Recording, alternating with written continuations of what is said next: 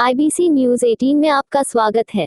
9 महीने तक जिन बच्चों को मां अपने पेट में रखकर पालते हुए बड़े प्यार से दुख सहन कर जन्म देती है, सुख हो या दुख, गीला हो तो अपने बच्चों के लिए अपना सब कुछ छोड़कर बच्चों की परवरिश करती है। लेकिन जब यही पूत कपूत बनकर कर अपने माता पिता को निराश्रित आश्रम में छोड़कर अपनी पत्नी और बच्चों के साथ मौज मस्ती करे तो उन माता पिता पर क्या गुजरती है। इसलिए तो कहा है कि राम लिखा रहमान लिखा।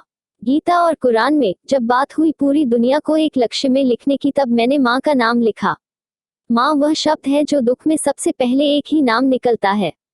माँ गरीब, बेसहारा, निराश्रित व्रत महिलाएं जो किसी कारण या अपनों से पीड़ित परेशान होकर वह दर दर भटकने को मजबूर हो जाती है। अब इन महिलाओं के लिए भावना पवार एकता महिला जन विकास समिति द्वारा संचालित श्री राम निराश्रित महिला एवं बाल आश्रम गांधीनगर में आकर अपना जीवन खुशी खुशी निःशुल्क यापन कर सकते हैं। इस आश्रम की खासियत यह है कि यहाँ के संचालक का पूरा परिवार इन बेसहारों महिलाओं का सहारा बन जाता है और सभी महिलाएं व पूरा परिवार एक साथ एक ही किचन में एक ही प्रकार का भोजन बनाकर सभी साथ में भोजन करते हैं। यहाँ बेसहारा महिलाओं को जब भी किसी चीज की आवश्यकता होती है तो संचालक तुरंत उपलब्ध कराते हैं। यहाँ पर इंदौर, उज्जैन, मुंबई, देवास, धार सहित अन्य कई जगह की वृद्ध महिला इस आश्रम को अपना घर और यहाँ के संचालक को अपने बेटे बहू तथा बच्चों को पोता पोती मानकर उनके साथ अपना जीवन अच्छी तरह से काट रहे हैं। इस आश्रम की सबसे बड़ी खासियत यह है कि यहाँ बूढ़ी माताओं का बड़ा ध्यान रखा जाकर उनकी सेवा के साथ साथ समय समय पर स्वास्थ्य जांच भी होती है व साल में 2 बार देवास माताजी व शिरडी के दर्शन के लिए भी इनको ले जाया जाता है। इस आश्रम से 16 महिलाओं को उनके परिजन माफी मांगकर मां को घर ले गए। शासन द्वारा सहयोग न मिलने के बाद भी दिनेश पनवार अपने निजी तथा कुछ दोस्तों की मदद से बेसहारा का सहारा बने हैं। इस आश्रम में जिन महिलाओं की मौत हो जाती है तो उनके परिजन नहीं आते हैं तो दिनेश ही पुत्र बनकर अंतिम क्रिया उठावना व तेहरवी के साथ उनके फूल भी गंगा जी जाकर पूरे विधि विधान से विसर्जन करते हैं। इसको लीगल है, पूरा रजिस्टर्ड है, इसके ऑडिट गवर्नमेंट को बराबर दे रहा हूँ। हालांकि गवर्नमेंट से या किसी से कोई लेना देना नहीं है, इसको पर्सनली हैंडल करना है। पापा कुछ ज़मीन छोड़ रहे हैं, उसका कुछ ईयरली आ रहा है, कुछ मैं कमा रहा हूँ और कुछ अच्छे लोग जुड़े हैं। कैश में डील नहीं करते साहब हम, हाँ बाकी कुछ अच्छे लोग जुड़े जो किराना सामान की मदद हमें कर देते हैं। मदद करने वाला ईश्वर है साहब, कर वही रहा है, चला वही रहा है, दे वही रहा है, उसी की मर्जी से साहब। आप माताओं की कैसी सेवा करते हैं? माताओं की सेवा जैसे मेरी माँ है, सब उन्हीं की प्रकार जैसे सेवा होती है इनकी। जो इनको लगे, जो इनको खाना है वो सारी चीज़ हम एक साथ बनता है, एक साथ खाते हैं, एक साथ, मतलब कोई इनसे भेदभाव नहीं है कि हमारा अलग बन रहा है खाना या इनका अलग बन रहा है। कितनी ऐसी माताएं यहाँ पर आपके यहाँ अभी तक आई हैं, उसमें से कितनी चली गई हैं? अभी तक करीब 16 माताएं तो परिवार में वापस जा चुके हैं, 13 माताएं मेरे पास हैं और 5 माताएं मेरे यहाँ आने के बाद शांत हो गए। कोई साल भर रहा है, कोई 6 महीने, 8 महीने, 2-1.5 साल रहे, वो अम्मा शांत हो जाते हैं।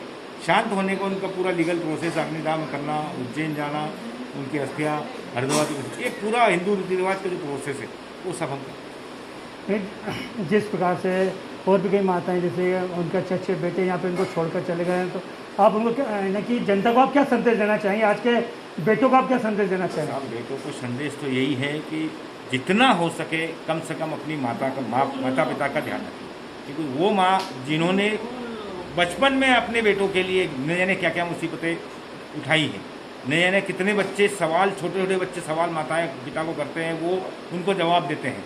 वही कंडीशन आज माताओं की, बच्चे और बुजुर्ग एक समान है, बाकी वो ध्यान नहीं रख पाते हैं। माता पिता अगर कुछ कहते हैं चिढ़ते हैं, उनका कहना नहीं मानते हैं, एक्सपेंसेस खर्चे हो रहे हैं, वो उनको पसंद नहीं है। बस वही एक विवाद बढ़ता जा रहा था, ये विवाद न बढ़े। बच्चों को थोड़ा सा कॉम्प्रोमाइज़ करना पड़ेगा, अगर वो बच्चे कॉम्प्रोमाइज़ कर लेंगे तो शायद ये वृद्धाश्रम की जरूरत नहीं। आपका शुभ नाम? दिनेश कुमार। बुजुर्ग बेसहारा महिलाओं से बात की तो उन्होंने कहा कि यही हमारा अच्छा घर है। अपनों ने तो धोखा देकर घर से निकाल दिया, लेकिन यहाँ तो हमें अब अपनों से भी ज्यादा प्यार व सम्मान मिलता है। यही हमारे बेटे बहू व पोते पोतिया है। यहाँ पर लाखों रुपये महीने कमाने वाले मूलचंदानी परिवार अपनी माँ को भी इस आश्रम में छोड़कर बीवी बच्चों के साथ मौज कर रहे हैं व माँ बेटे व पोते से आस लगाए हैं। कैसा रखते हैं यहाँ पे? बहुत अच्छा रखते हैं कि जैसे परिवार के लोगों ने भी नहीं रखा, इस प्रकार ये रखते हैं। बेटे और बच्चे हो सब प्यार देते हैं और जैसा वो खाते हैं ऐसा हमें खिलाते हैं और बहुत अच्छा। कभी अपने परिवार में ऐसा रखा है किसी ने? नहीं, किसी ने नहीं रखा। अब आपका परिवार कौन सा है? यही परिवार है।